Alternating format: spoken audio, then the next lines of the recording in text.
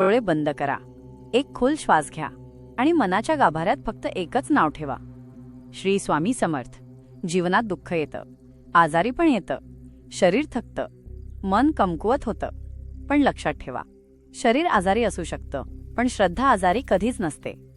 जेव्हा औषधं अपुरी पडतात, जेव्हा डॉक्टर म्हणतात आता वेळ लागेल, तेव्हा एकच आधार उरतो, श्री स्वामी समर्थांचा मंत्र. हा मंत्र केवळ शब्द नाही, ही एक दैवी ऊर्जा आहे जी शरीरातल्या प्रत्येक पेशीपर्यंत पोहोचते. आज आत्ताच मन शांत करा आणि हळू आवाजात म्हणा मंत्र जप 3 वेळा हळूहळू. ओम श्री स्वामी समर्थाय नमः. पुन्हा म्हणा ओम श्री स्वामी समर्थाय नमः. आणखी एकदा ओम श्री स्वामी समर्थाय नमः. हा मंत्र जपताना कल्पना करा, स्वामींचा तेजस्वी प्रकाश तुमच्या डोक्यापासून पायापर्यंत पसरतोय. जिथे वेदना आहेत तिथे प्रकाश जातोय, जिथे आजार आहे तिथे स्वामींची कृपा उतरतीये. मनावरचं ओझं हलकं होतंय, श्वास मोकळा होत आहे.